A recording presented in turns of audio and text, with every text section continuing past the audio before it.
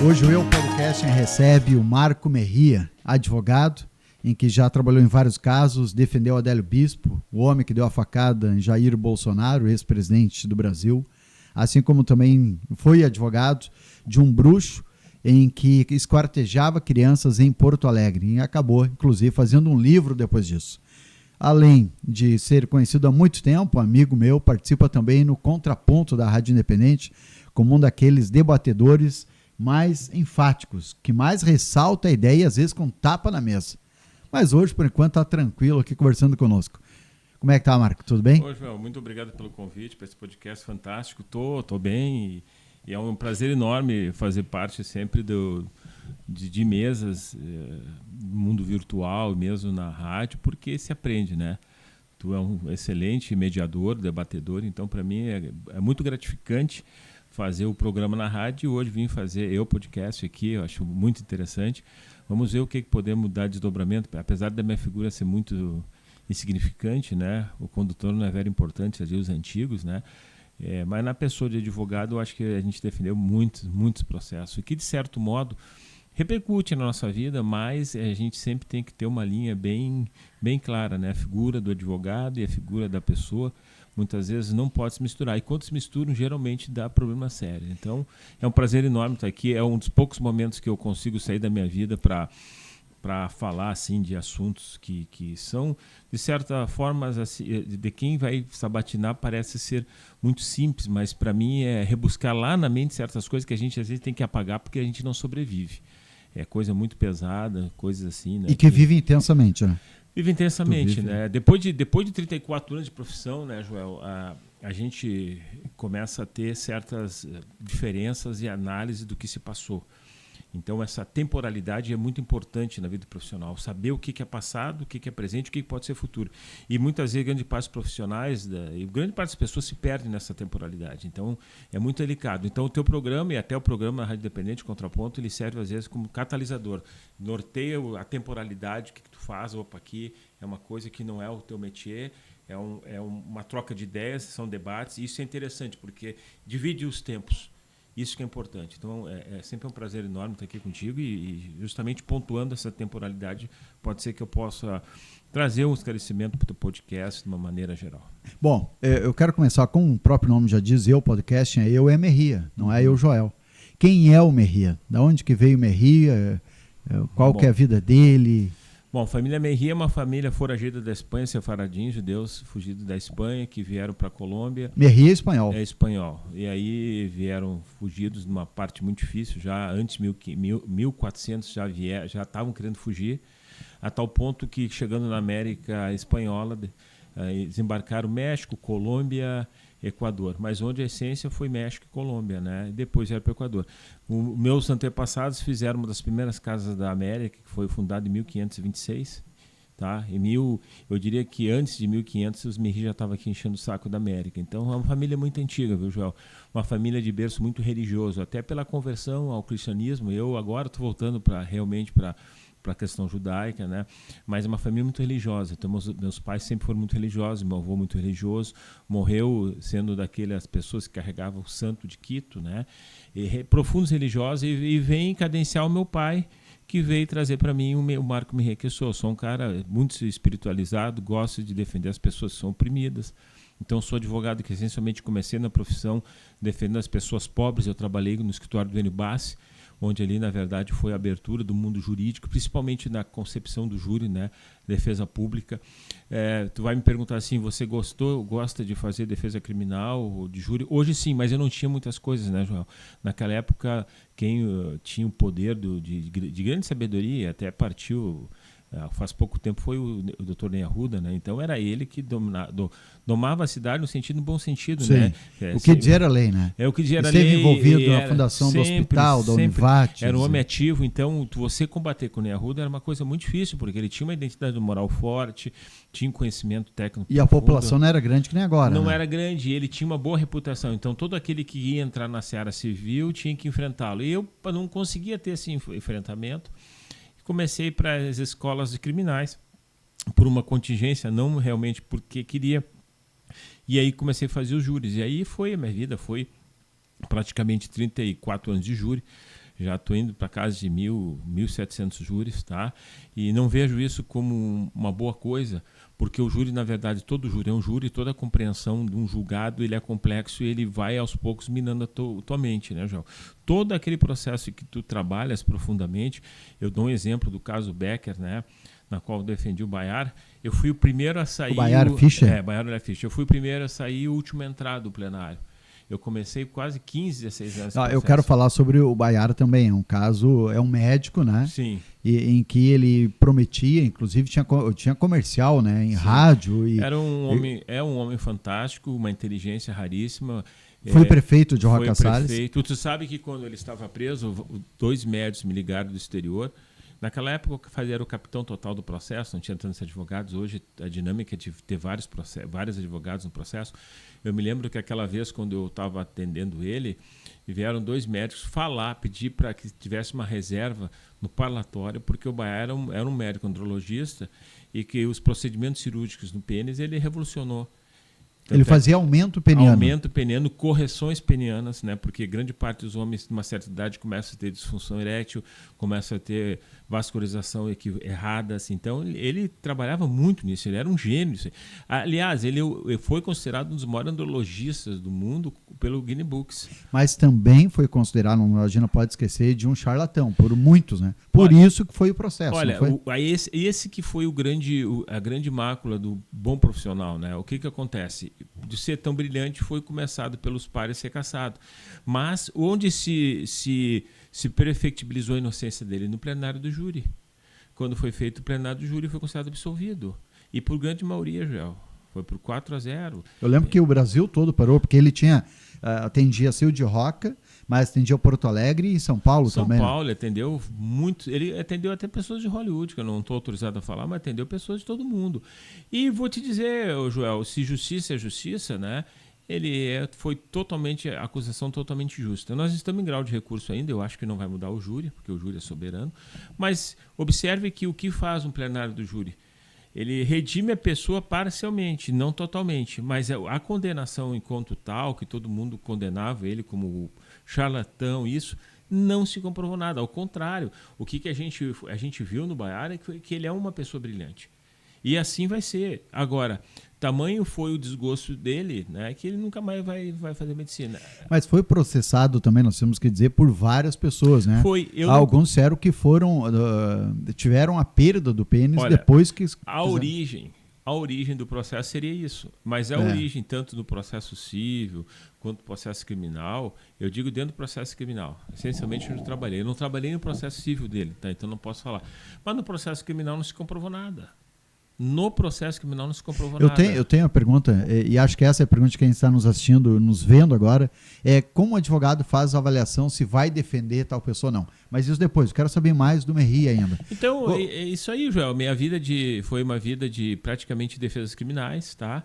Ainda hoje defendo criminalmente, e vou te dizer, eu estava mesmo falando com um colega meu, gostaria de fazer uma libertação, às vezes mudar um pouco a esfera, e já estou fazendo, eu dou muitas aulas virtuais, eu escrevo muito, né? Quantos livros já tem publicado? 12 livros publicados, vou para mais um.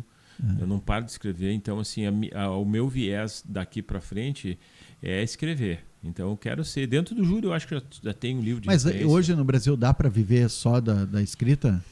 É difícil. Dá para viver a escrita, o livro traz o curso. E o curso que dá os valores. Liga uma coisa ao outro. Liga. Então tu realmente tu vai fazer livros em que, na verdade, tu vai fazer curso. Então, os cursos que dão dinheiro, né? Hoje tem colegas meus milionários. Tem colegas meus, na verdade, que já abandonaram a advocacia para dar aula. Eu não quis chegar nesse patamar. Mas a ideia é o seguinte, às vezes tu faz uma turma de alunos compensa, às vezes, um semestre de trabalho. Né? Quer dizer que é bom. E o início da carreira para o advogado é bem difícil, né? Porque até fazer o primeiro processo, ganhar isso... A ciência jurídica e os julgados no Brasil, quando eu comecei, Joel, era muito demorado porque os processos eram físicos. Então, assim, para tu ter uma reputação de vitória, tinha que ser 3, 4 anos, tá? Hoje, Joel, com a questão virtual, tu tem uma reputação em 1 ano.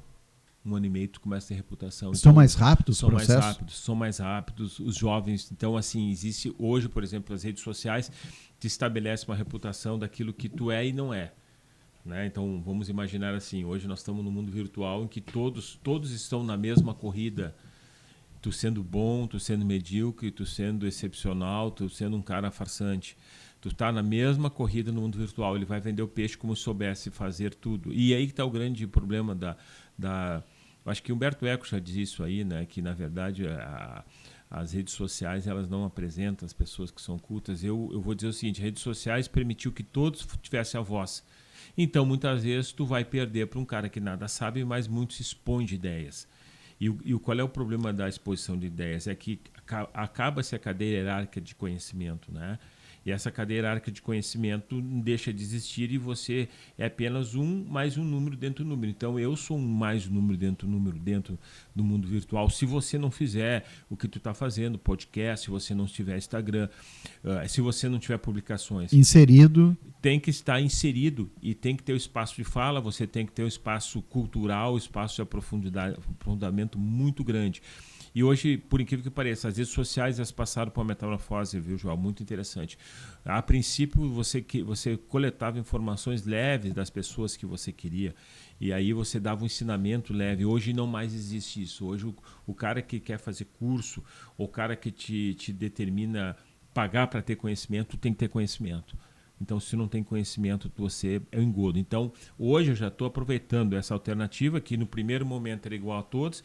No segundo momento, as pessoas que querem investir, digo, não, eu quero investir alguém que sabe. Então, para a tua pessoa que tem uma certa experiência e eu, está sendo legal o mundo virtual. Mas o começo da competição, enquanto tal, por quebra de cadeia hierárquica de conhecimento, por ninguém querer ter essa escala, todo mundo igual, mas você vai enfrentar essa igualdade. Mas tem que enfrentar a igualdade. Depois você vai no segundo pico de ascensão, dizendo, bom, esse cara sabe, tem história, pode fazer algo por mim. Merria, também, quando tu te formou e agora, o número de advogados aumentou muito, né? Também os processos ficaram mais fáceis, né? O direito do consumidor tem um saque da empresa, eu entro lá e resolvo, não preciso necessariamente de um advogado.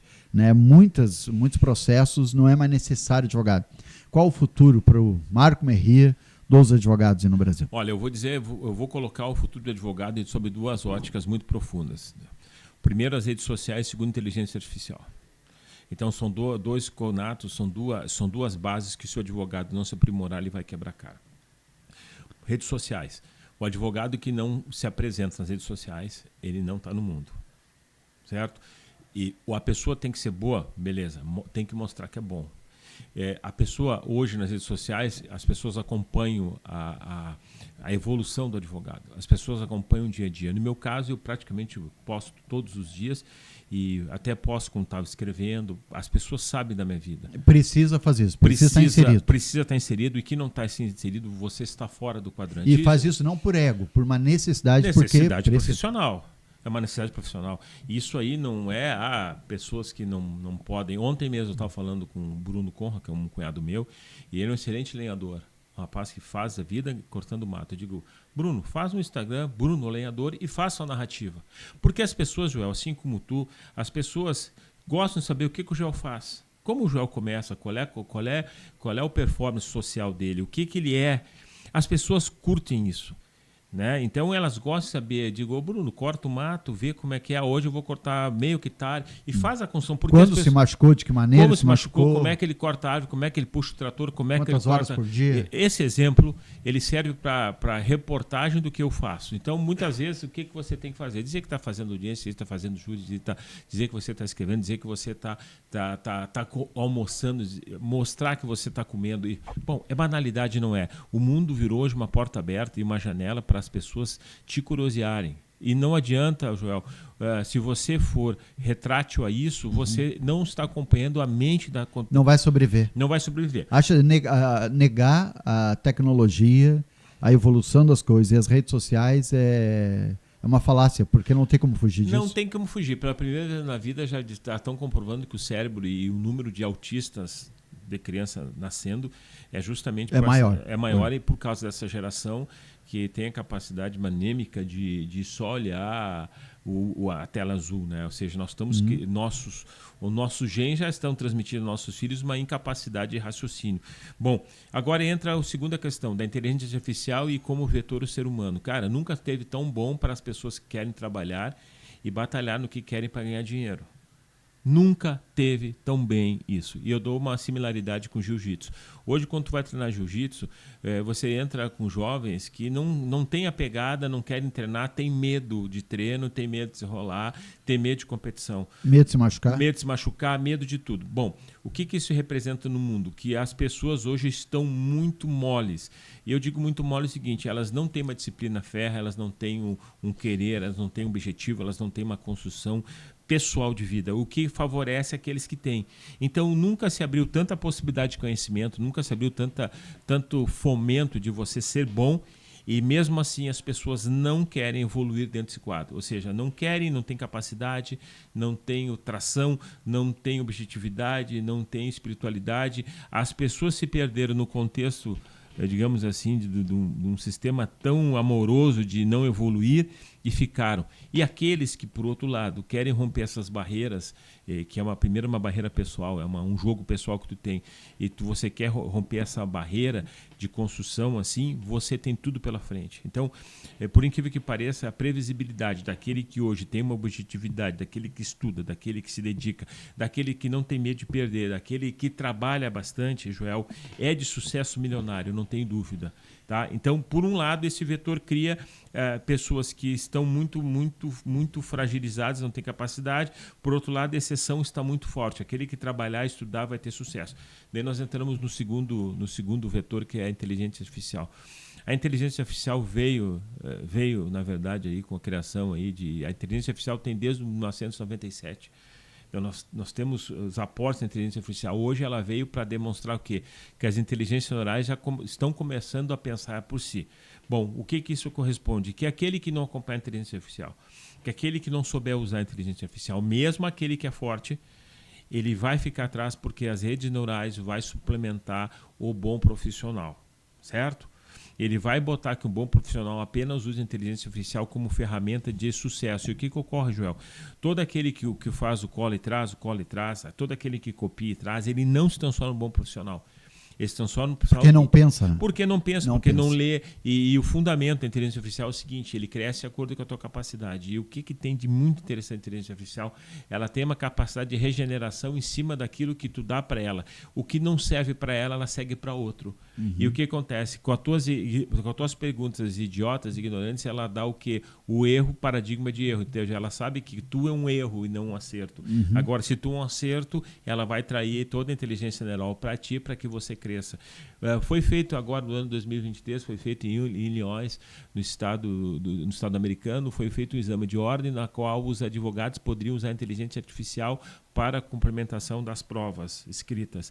Chegou-se à triste conclusão que as inteligências artificiais erravam na citação, acertavam no aparelhamento legal e erravam no discurso de convencimento, ou seja, eram muito otimistas. O que isso quer dizer? Que o advogado ainda está para carregar as baterias da inteligência artificial. Ainda precisa dele. Precisa.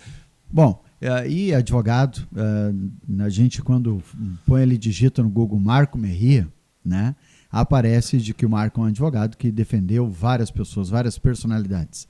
E gostaria de saber como o Marco, como advogado, escolhe. Bom, alguém, por exemplo, o Bruxo de Porto Alegre, começar por ele. O cara esquartejava crianças, o Bruxo, né? E aí foi descoberto por uma vizinha, a vizinha denunciou, a polícia chegou no local, o cidadão foi preso.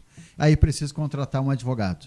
E aí sai de Lajado, um advogado chamado Marco Merria diz, não, eu vou aceitar. Como é que foi essa negociação? Tu aceita? É uma questão financeira? É uma questão, se tu não defender, o outro defende? Eu vou te contar primeiro. O Bruxo, por exemplo, ele sempre foi inocente, de cabo a rabo. Mas tu acreditava nisso, não? Sim, acreditava. Acreditava nele porque é o seguinte, hoje em dia, Joel, para tu esquartejar criança, certo?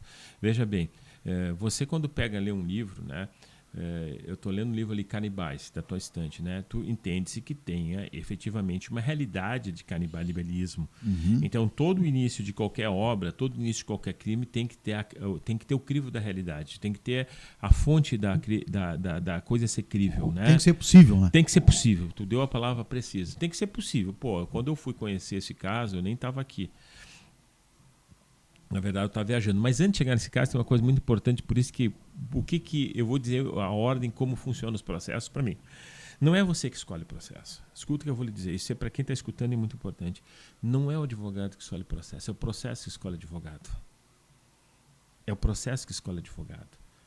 E quando tu é escolhido pelo processo, cara, tu transforma a vida do processo. Então, muitas vezes, quando você... Mas não é o dinheiro que escolhe o advogado, não? Não é Depende o dinheiro. Do dinheiro, contrato Merria. Se não tem, contrato outro. Eu vou dizer o seguinte, o grande advogado, eu não me considero grande, mas os grandes processos que eu peguei, a última coisa que eu pensei são valores. Sério? Sim, as últimas pessoas que eu pensei valores. Os valores vêm na sequência. Não quero te coagir aqui, mas olha... Mas tu ganhou dinheiro com esse processo. Eu ganhei muito dinheiro e vamos continuar ganhando mais dinheiro pelo seguinte, mas não... Veja bem que coisa interessante. Vou dar um exemplo de um processo na qual eu ganhei muito retorno. Não sei se você se lembra de um atropelador de ciclista que aconteceu em Porto Alegre. Tá? Sim, então, era promotor, era do judiciário, não era? Ele atropelou e fugiu, né? Ele atropelou várias pessoas. Eu estava na Europa e eu vi na TV, por isso que eu digo, a gente tem que pensar muito. E eu digo, mas quem é esse cara louco que atropelou um monte de ciclista, doente mental. E a coisa era tão violenta que ninguém queria pegar o processo. Qual não é a minha surpresa? Eu estava lá na França, eu vi o pessoal da Massa Crítica fazer passeata e eu aplaudindo, né? Tu vê como o mundo advogado é o mundo do advogado. Se tu deixar levar pela essência do processo, ele é fantástico e é essencialmente vitorioso. E tu já julga antes também? Não é que tu julga, tu vai na vibe de todos. Tu vai na vibe de todos, isso aí, o que acontece? Nesse caso, eu chego em Porto Alegre, 4 dias depois me chama o presidente central para me ter atendimento com ele. Para mim ser advogado dele. E eu fui advogado dele. Quando eu li o processo, cara, nós vamos tirar isso aqui, nós vamos tirar daqui de qualquer jeito. Porque eu vi o que aconteceu, que a Massa Crítica mostraram todas as imagens dele atropelando, mas não mostraram a imagem anterior.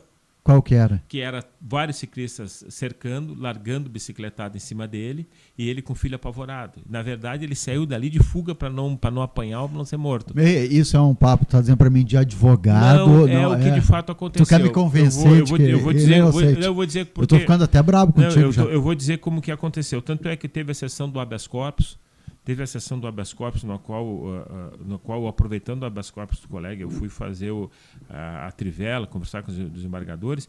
Ele saiu justamente por causa disso. Sabe por quê?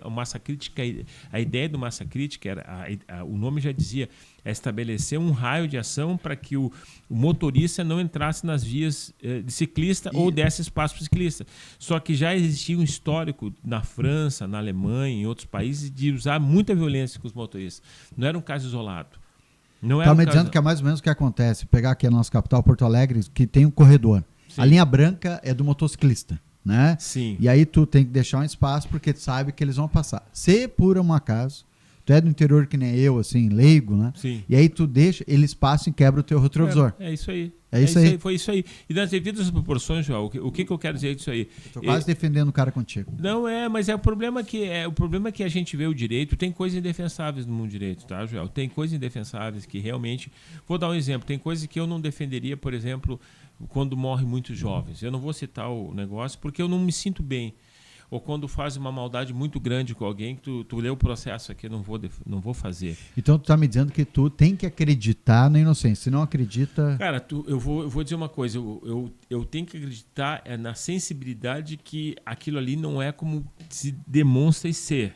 Certo. Né? Teve uma razão. Teve uma razão. Teve um escrutínio que, às vezes, o que acontece? A mídia, a polícia, o promotor, o próprio juiz... As redes sociais. As redes sociais. Eu era o tempo que não tinha redes sociais. Se fosse, meu Deus do céu, nós ia produzir muito mais. Sabe que tu fala isso? E hoje de manhã eu falava na redação sobre isso, numa reunião que nós temos toda segunda-feira. E aí, na reunião, foi dito o seguinte, que a mulher que foi morta a tiros e o marido dela fugiu aqui na parte alta do vale, fugiu para o mato, voltou só depois de meia hora e todo mundo na rede social, mas como? O cara sai de casa, houve 4 tiros, não volta para casa. Joel, estava acreditando, mas alguma coisa tem de errado. Como é que o marido sai de casa, pula a janela, deixa a mulher sozinha dentro de casa, dormindo, aí chegam pessoas, matam a mulher e ele volta meia hora depois. E aí agora foi comprovado de que ele é inocente. Que, de fato, Sim, a morte sim. dela já estava encomendada Sim. por uma dívida de pessoas que deviam para eles e não queriam pagar. Isso aí. E eu disse, olha só como a gente vai na onda, na massa. Vai, Como é que é o vai. nome disso? Massa Massa crítica. massa crítica, tu vai indo na onda. Vai. Por exemplo, o Bruxo Silvio, né? Se vendeu 60 dias de jornal em Porto Alegre de alta intensidade, aumentaram as vendas de 35%. O jornal do Vale dos Sinos, todo aquele jornal, tiveram um pico enorme. Mas também, né? O cara Não, esquartejava criança. Mas para tu ver como... Essa é a notícia. A notícia, esquartejavam criança e não só esquartejamento. Tinha o culto de Lúcifer. Então tinha o pentagrama. Já tinha matado outras crianças para história, daí já disseram que tinha matado outras crianças, já disseram que tinha feito horrores. Então a história é o que... Ele era satânico, né? Ainda é satânico, mas quer dizer, ele nunca matou criança, tanto é que todo mundo sabe que isso foi uma farsa do delegado. E ele é satânico mesmo? Ele é, sim, ele é satânico, ele é luciferiano. Como é que é negociar com alguém que... Porque tu é cristão e alguém que... Como é que é essa? Muito interessante tu falar com uma pessoa que tem a fé de Lúcifer, porque o Lúcifer, na verdade, é um anjo da luz, né? Lúcifer, luz, ele vem da luz. Então, todo luciferiano, toda pessoa assim que trabalha com essa coisa assim, são pessoas extremamente inteligentes, sabe, João? E eu sempre tive curiosidade de conhecer muitas coisas, né? De coisas místicas, então assim, para mim não foi surpresa, porque eu defendi um cara em Venâncio, não sei se tu te lembra, de um pai de santo que matou um pastor. Ele matou um pastor, saiu na imprensa também, e a partir dessa estrutura eu comecei a defender situações religiosas.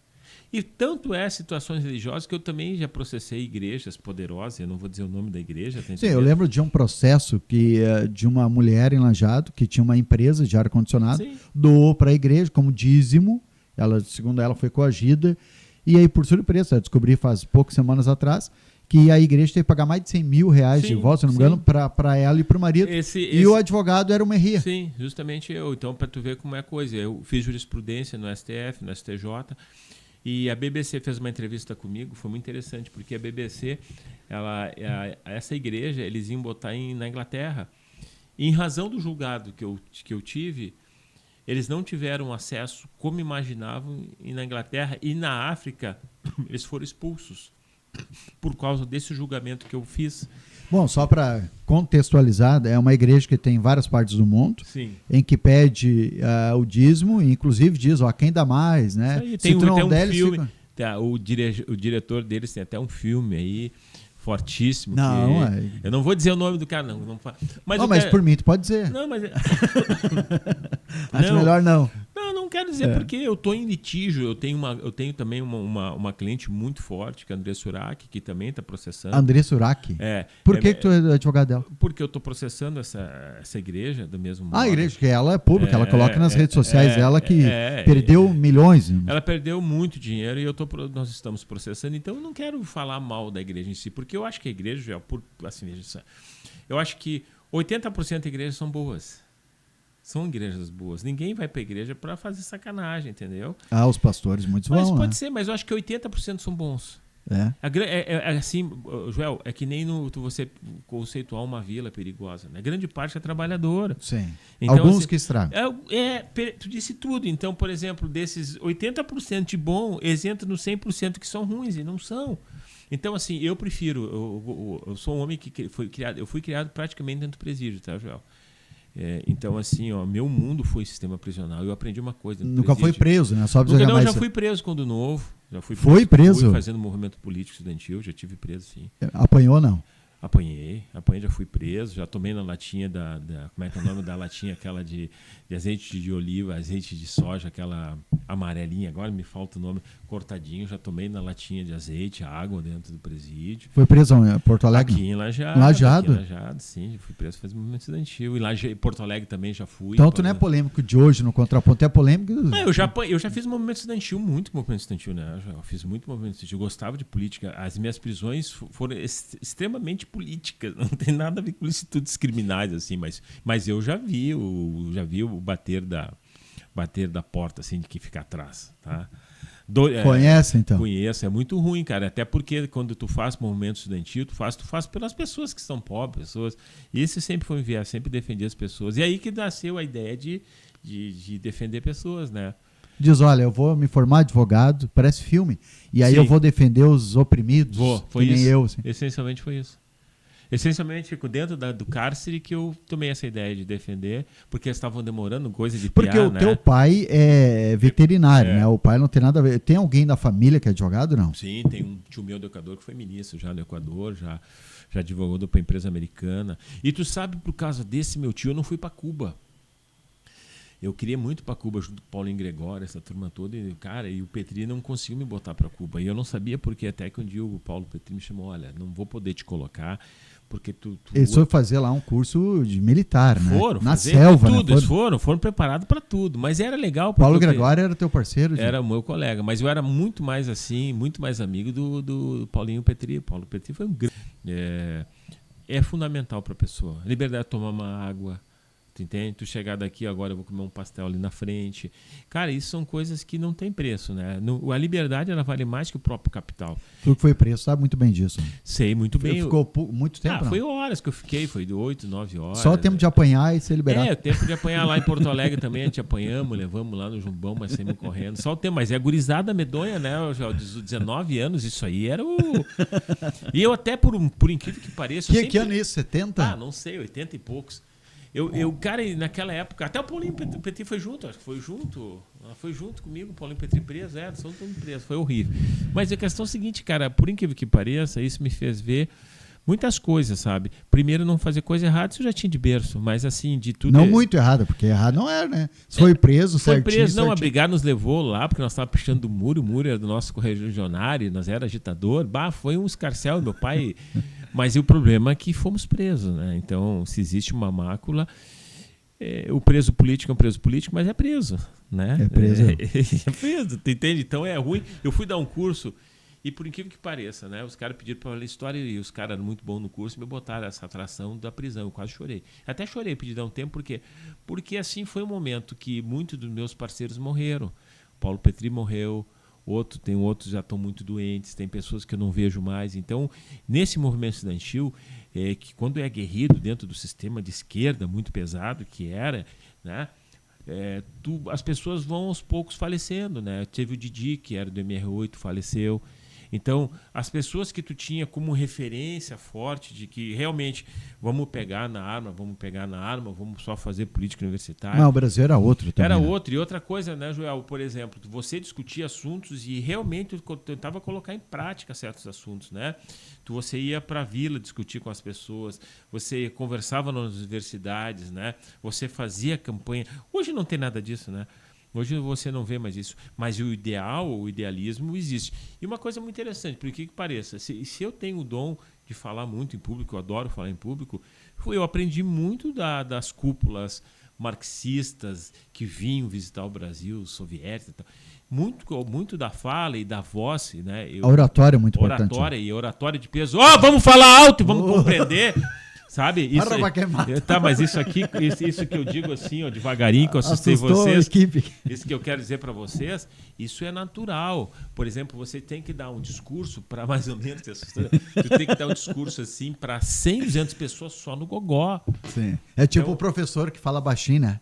Aí tu não consegue, tu te cansa. Então, e a oratória que eu aprendi é da essência deles. Então, assim, tu me dá um microfone, cara, eu falo para 1000 pessoas. Não, eu vi, vocês fizeram um manifesto, o AD, a turma ali na BR 386, mas ficou falando o tempo todo. Claro, mas se tu ficou horas falando. Não, mas se puder, eu falo 6 horas.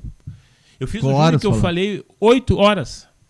Eu falei 8 horas. Não parei de falar e fui fazendo defesa. Mas isso tudo pelas bases de onde que eu tinha desde o começo.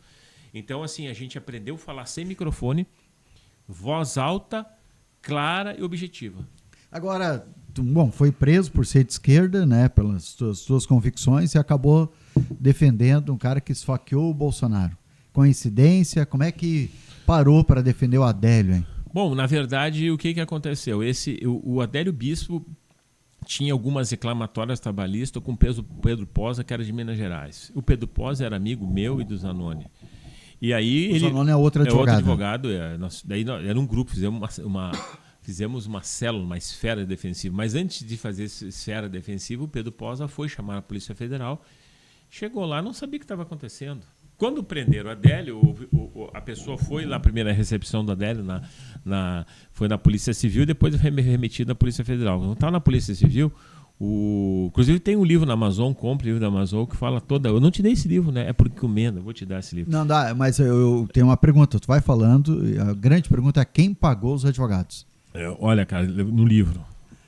Eu jogue nem no livro, tá? O livro tá lá. Mas tá olha mesmo? Só, tá lá no livro. Quem pagou? Da onde veio o dinheiro para Olha só, não, mas deixa eu te contar para nós chegar no livro. Pô, daí eu cheguei, o Pedro Posa atendeu o Adélio Bispo, que estava na Polícia Civil, e quando ele viu que a bagaça era grande, chamou toda a equipe.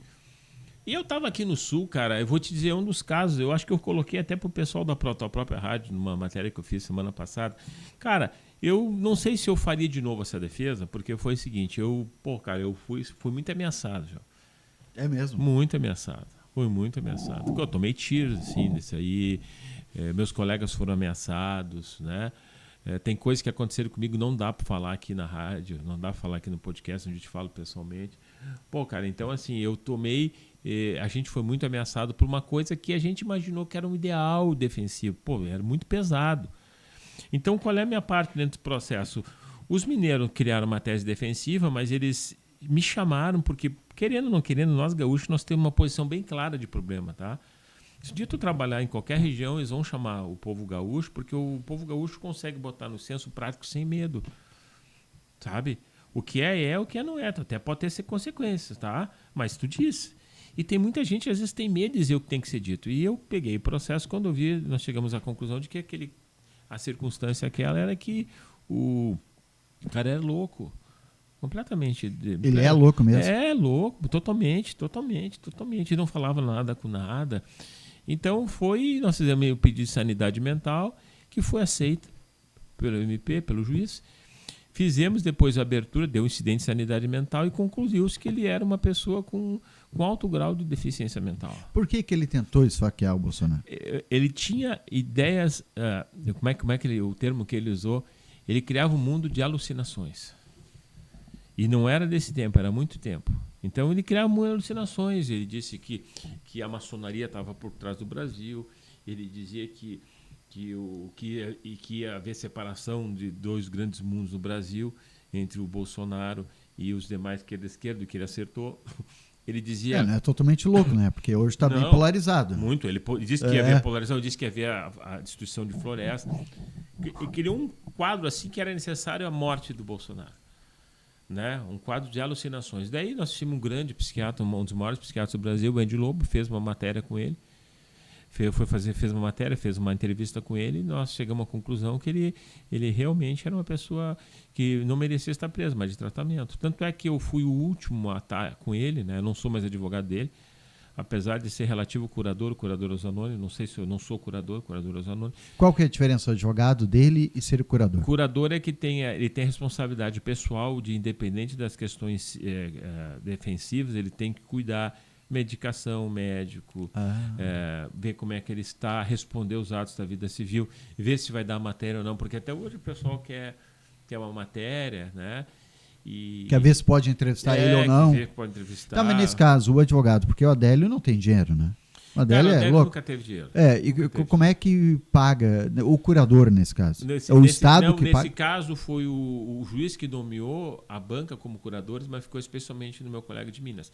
Mas tem uma coisa nessa questão... Mas ele não recebe dinheiro. Não recebe. Nós não recebemos dinheiro. Até hoje, eu vou te contar, até hoje, Joel, nós passamos por vários processos de investigação, né?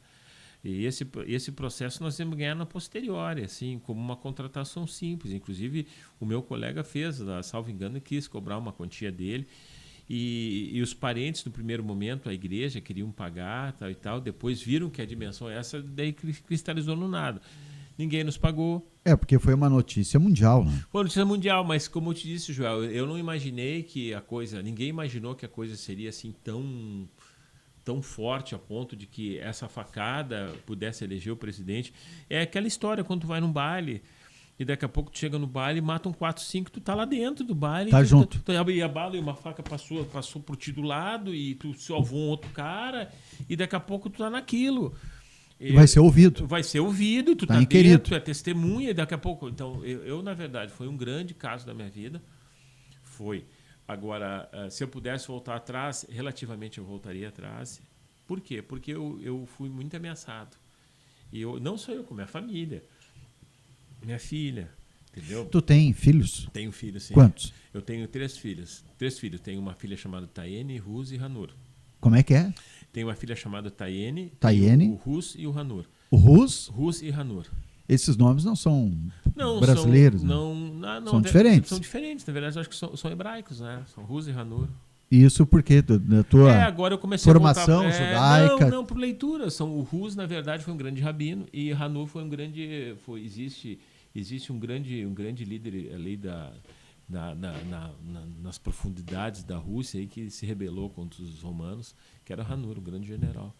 Eu botei o nome deles ali. Diferente. São grandes, já adultos, não? Não. Um tem 4, 6 e a minha filha mais velha tem 35 anos. E vão para a mais velha não foi para o mundo direito? Hoje já foi para o mundo direito, já tem 3 escritórios no Brasil. Tá, inspirada no pai. Eu diria que está melhor que o pai. porque o Joel tem uma coisa em Lajeado que é uma coisa fantástica. Tu bebe da água de Lajeado e tu sobrevive em Lajeado, dificilmente tu vai sair dela. Porque o clima é bom, né? Eu gosto, o povo é bom. As pessoas assim reclamam, por isso que assim quando a gente fala que a gente quer ver Lajeado bonito. Né? Tu reclama bastante de Lajeado. Porque Lajeado merece ser bonita.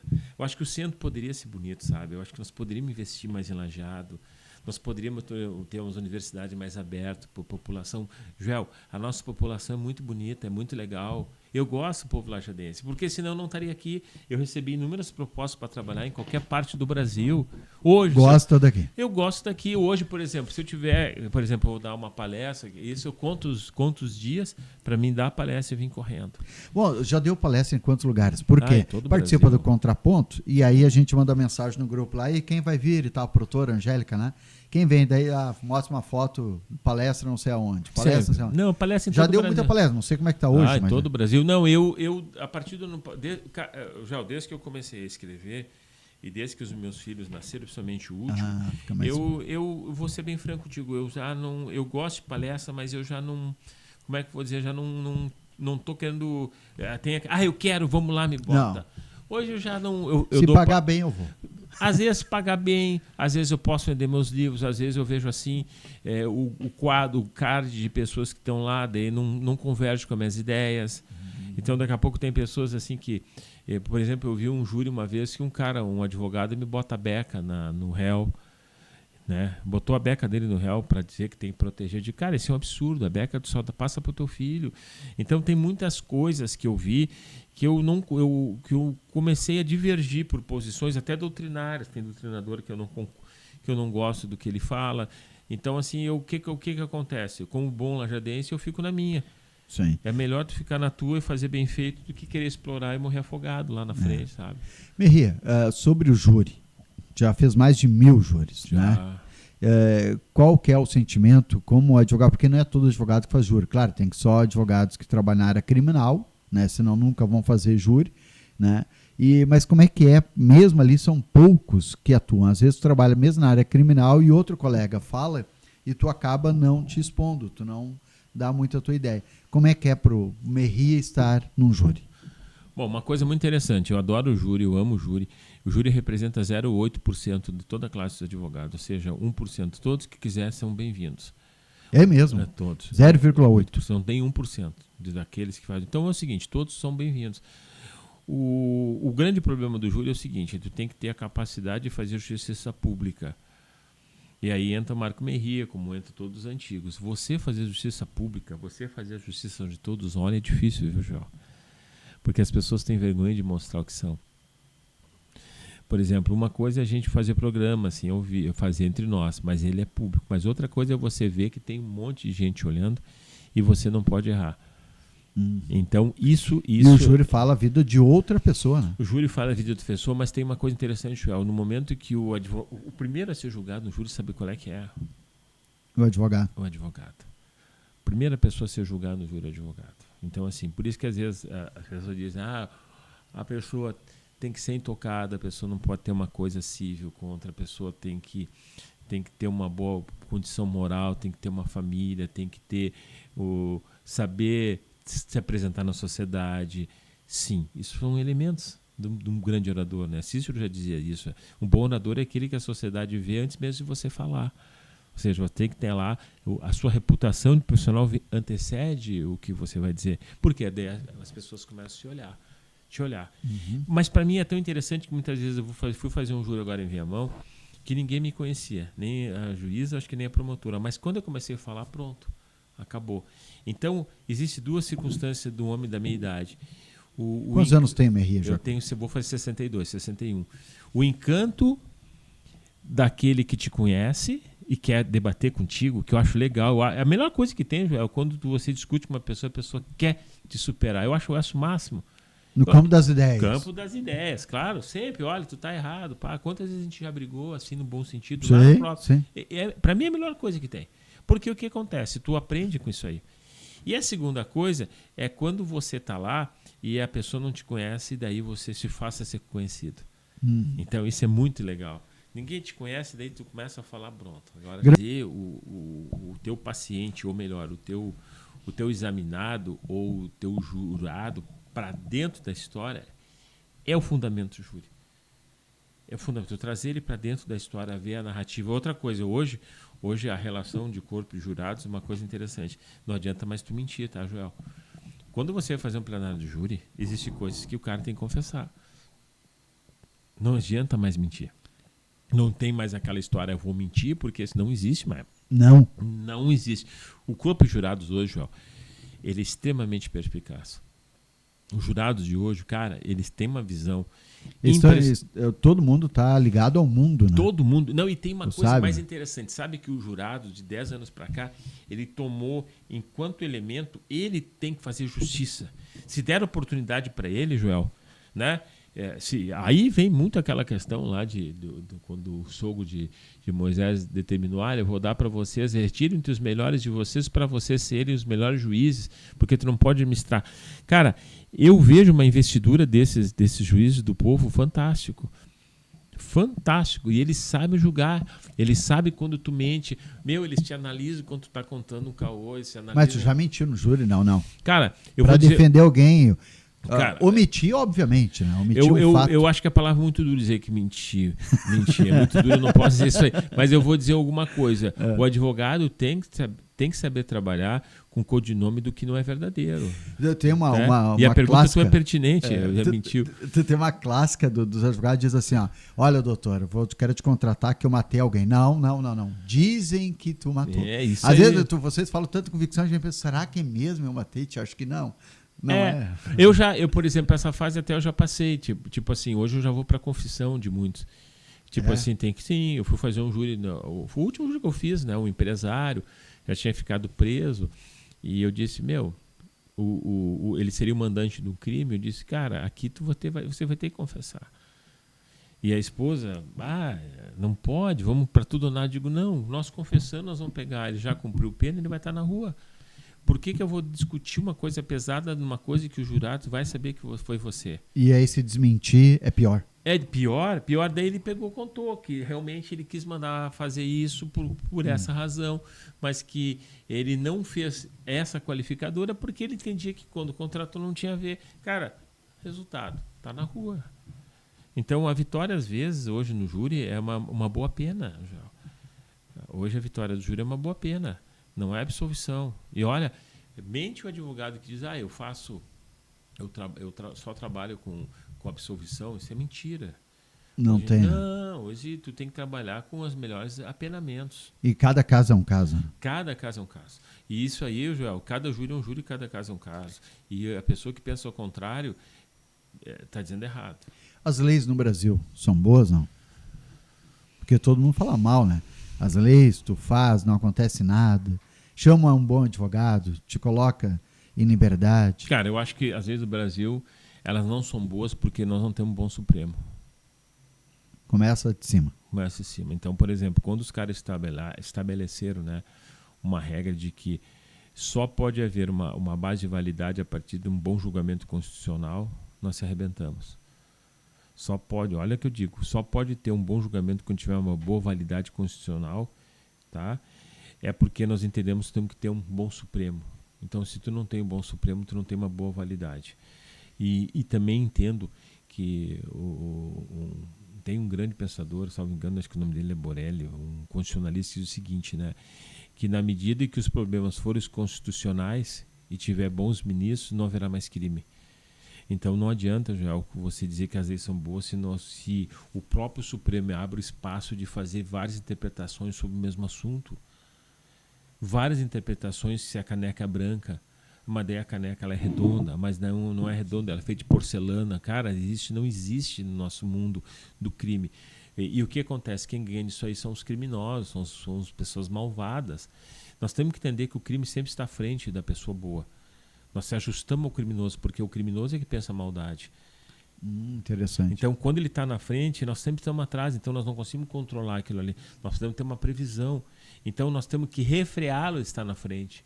A ideia de lei é refrear para os caras não correr para frente, para não fazer maldade. Mas também, né? Agora, bem atual, semana passada, a tia, a sobrinha, leva o tio para tirar um empréstimo de 17 mil e ele está morto. Aí, e não existe na lei, porque nunca se imaginou que poderia, ou seja, alguém morreu, vai ser cancelado. O empréstimo, alguém morreu e Sim. tem uma conta, né? Então vai ter uma indenização, vai ter um seguro. Agora, não se imaginou na lei brasileira que alguém fosse pegar um cadáver, levar para um banco, quer dizer, levou um cadáver até que prove o contrário, daqui a pouco já tem um advogado de defesa, o Merri David diz não, ele morreu dentro do banco, né? Seria dizer o quê? Mas, Joel, existem coisas piores do que isso que eu costo todos os dias. Quantos velhinhos assinam coisas na marretada e vão no banco coagidos para fazer empréstimos? Ah, sim. Você está entendendo? Então Sim, as pessoas veem uma coisa que para mim aquilo ali já é reticente. Para mim já existia um espírito de maldade, porque uma pessoa para levar um velhinho doente para fazer empréstimo... Well, não nasceu ali, né? Não foi ali essa relação. Ali, né? Não foi, tu disse tudo, não foi ali. Agora, aqui nós temos muitos velhinhos que fazem isso. Às vezes muito perto de ti, que se utilizam, às vezes, não recebe nada porque o filho pega, tem o um neto... cartão. Mas é sempre, Joel, desculpe. É muito, né? Isso é muito no Brasil, é muito no nosso estado, é muito na nossa cidade. Ganhou manchete agora. Agora, mas aí que tá, as pessoas serviu de manchete porque teve horror, né? Tudo que é bárbaro, horrível, chama atenção. Mas os velhinhos, como eu falei, e os velhinhos que têm filhos que têm com cartão, que utilizam todos os proventos dos velhinhos. Os velhinhos estão lá na casinha, na caminha dele, às vezes não tem o que comer, ou se tem que comer é uma coisa limitada, e eles sustentam, às vezes, todos. Isso ocorre sempre. Esse tipo de flagelo humano de pegar as pessoas que têm uma aposentadoria é uma fonte de riqueza para muitos sem vergonha. Então, assim, isso existe muito em nosso meio. E aí, como é que a gente controla? A gente não controla porque o velhinho não reclama. Uhum. Ele não tem força para chegar sofre no delegado. calado, Ele sofre calado, e se acontecer alguma coisa, quem é que vai cuidar dele? Então, isso, Joel, é para mostrar para a nossa sociedade o que nós vemos lá, nós temos que ver aqui. São paralelos. O grande problema dos crimes é que eles se transformam numa coisa unitária e se esquecem, às vezes, das coisas paralelas. E uma das coisas paralelas hoje é a exploração dos velhinhos de maus tratos. O que se representou hoje foi uma barbaridade de uma mulher pegar a pena e escrever, pedir para ele escrever com a caneta. Mas isso aqui já é, como tu mesmo falou, dá muito mais tempo, não muito mais tempo, existe uma história de opressão esse senhor. Né?